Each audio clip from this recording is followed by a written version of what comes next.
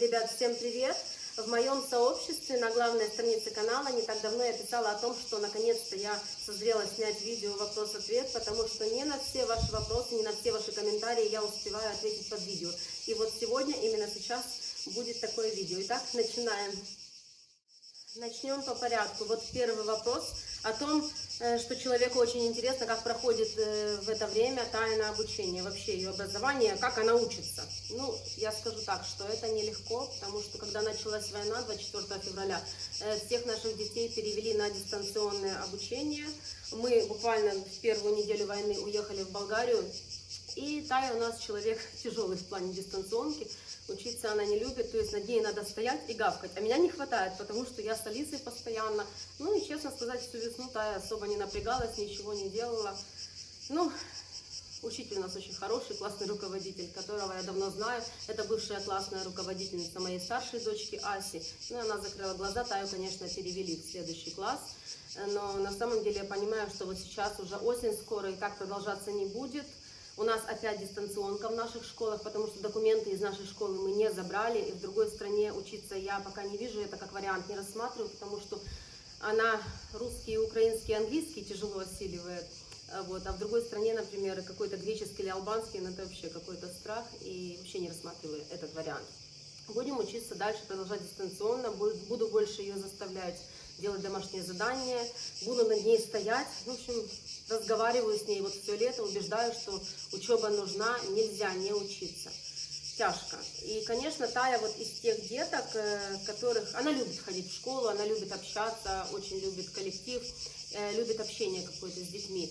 И ей нужно именно брать, собирать, помогать рюкзак и отправлять ее в школу. Я уже очень жду этого момента. Скорее бы наступила эта возможность, когда закончится война, когда мы сможем вернуться домой и уже по-нормальному ходить в школу. А еще я хочу добавить, что до войны, тоже, вы помните, это был год коронавируса, когда тоже все школы и многие учебные заведения обучались дистанционно.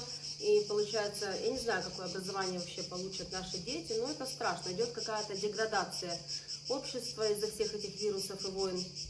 Дай Бог, чтобы они нормально закончили школу, все. Это не только я сейчас про Таю говорю.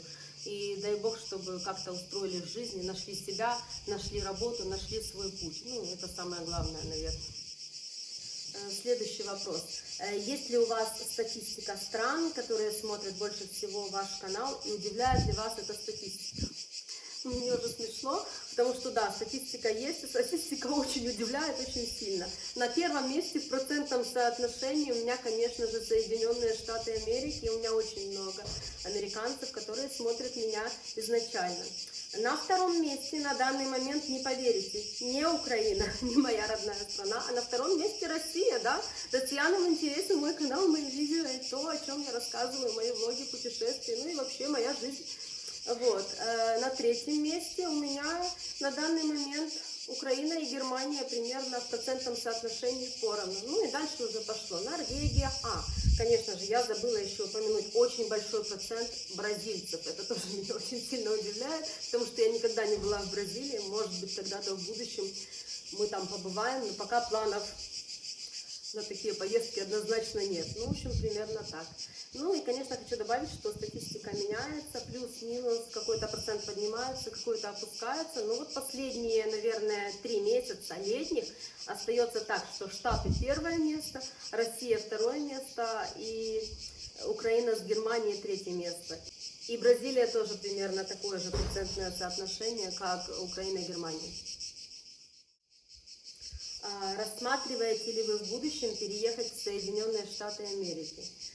Ну, что я хочу по этому поводу сказать? Нет. Переехать жить, конечно, нет, потому что я человек верный. В своей стране я очень люблю Одессу, очень обожаю вообще то место, в котором живу я, люблю свою квартирку уютную. И жить, именно жить, я хотела бы только в Одессе. Посетить Соединенные Штаты, да, возможно, я думала об этом, и появится такая возможность, возможно, в ближайшем будущем я бы обязательно хотела там побывать. Мой родной брат Владик, его жена и моя племянница Настя живут в штате Джорджия. Мой брат там работает, они снимают дом, и я их не видела уже практически 2 года, мы очень скучаем. Ну и, конечно, Вот хотела бы побывать у них в гостях, посмотреть, как они там устроились, потому что я понимаю, что в Украину они уже не вернутся и, скорее всего, останутся там на ПМЖ. И я думаю, что вполне реально, когда война закончится, если я буду достаточно зарабатывать и мои доходы будут позволять, я возьму авиабилеты и мы слетаем в США.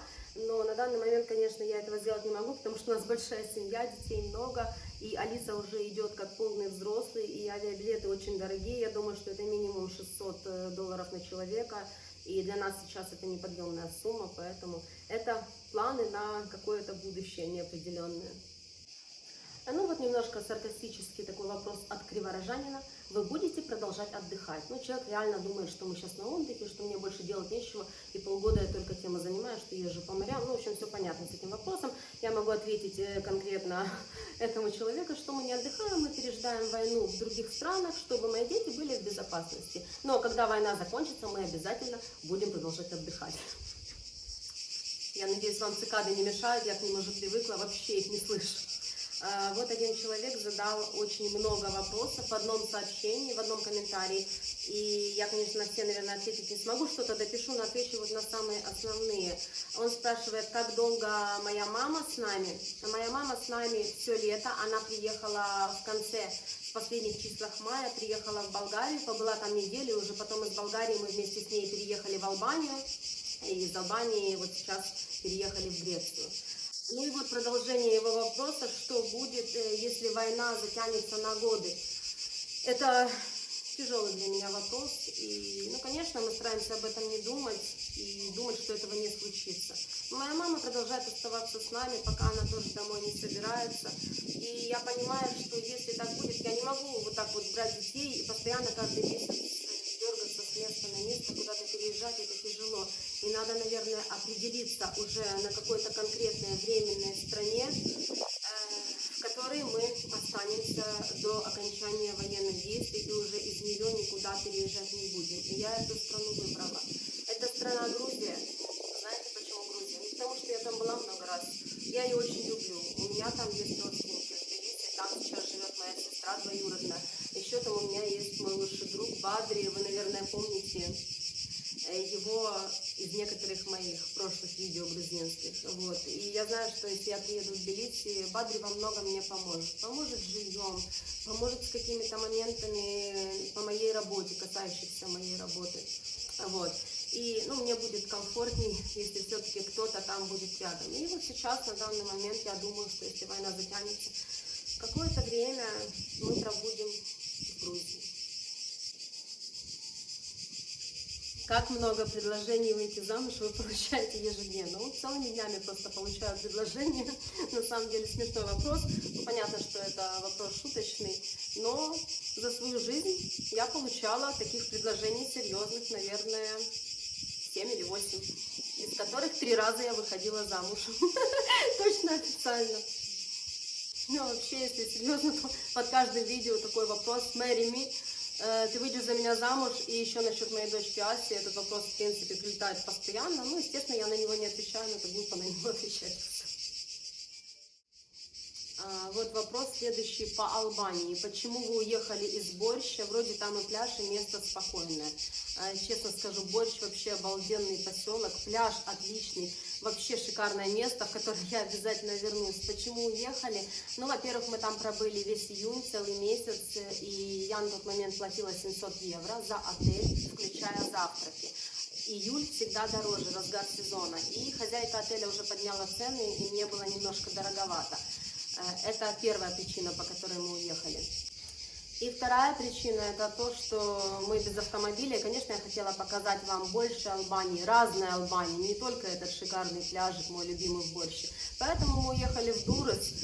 Уже в Дурресе мы были следующий месяц, получается, весь июль, и снимали жилье немного дешевле.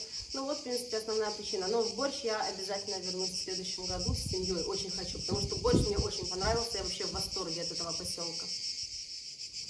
Вот некоторые вопросы такие глупые я, конечно, пропускаю, но человек старался, переводил на українську мову. Шановна жінка, ви ще самотня, чи вже маєте залицяльника, если у вас ухажер? У меня муж дома ждет, муж у меня в Одессе. Мужчины у нас сейчас из Украины выезжать не могут, военно обязанные мужчины до 60 лет. Поэтому у меня все хорошо, у меня есть муж, залицяльники Они тоже есть, но я никого не обращаю внимания, потому что я люблю своего мужа.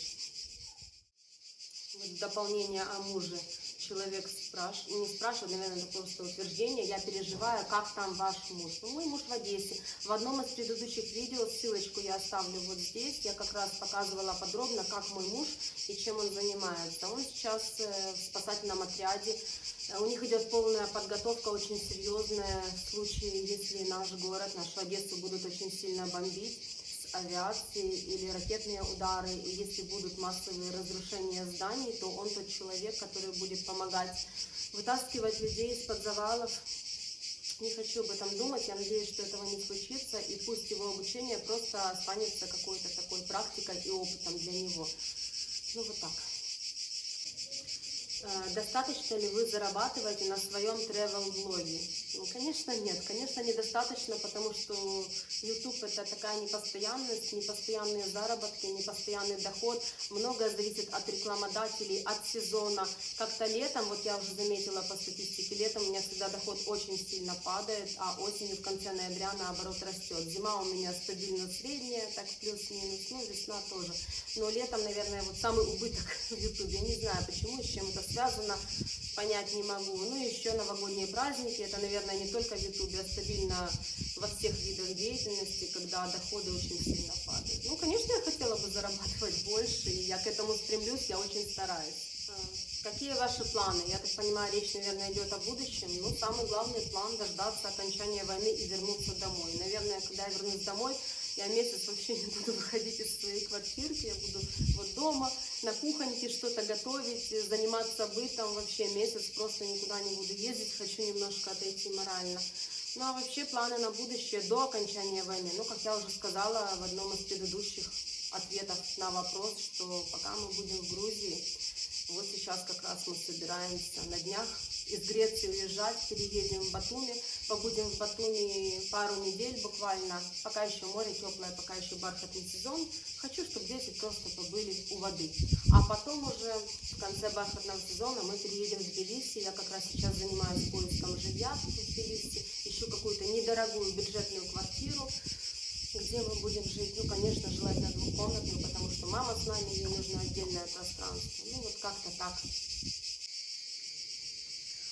Страны, в которых я бы очень хотела побывать.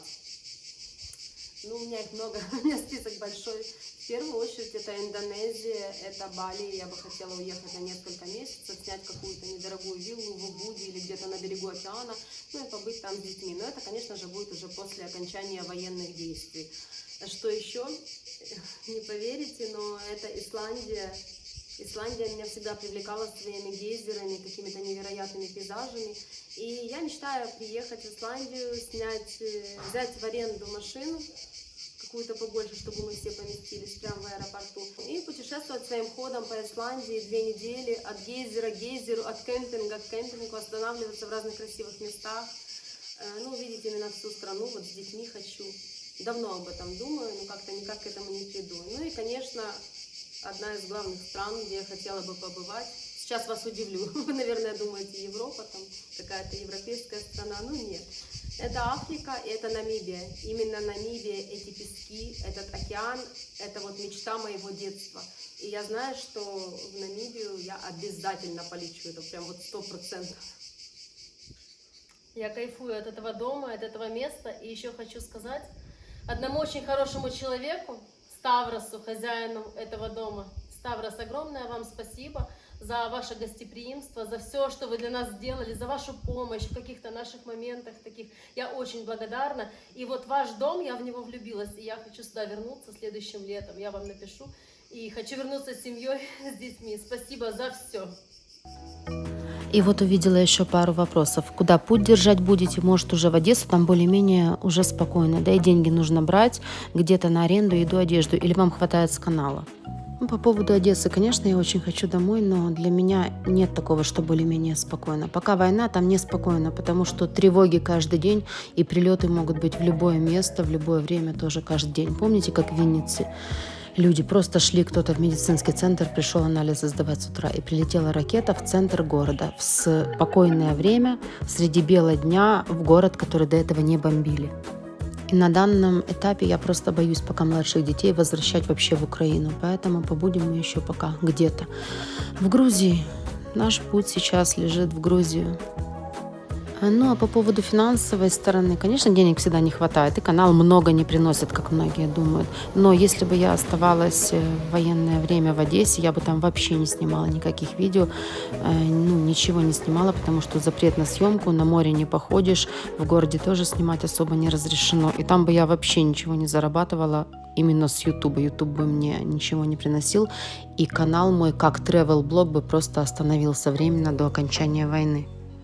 То есть тогда бы у меня вообще не было дохода никакого с Ютуба. И экономили бы на всем, жили бы очень скромно, денег едва хватало бы на еду. Поэтому я считаю, что не делается, то к лучшему. Я сейчас сказала ни в коем случае не про войну, а именно про то, что мы в другой стране.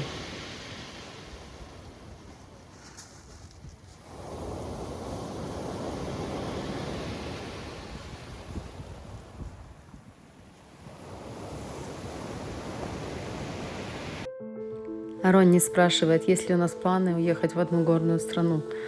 К Бадри. Ну, конечно, ты же все знаешь, Ронни. Мы уже здесь, все нормально, мы доехали. Надеюсь, скоро вы увидите видео именно из этих мест, моих любимых. Расскажите, чем вы занимаетесь, какой доход, сколько детей планируете, где работаете.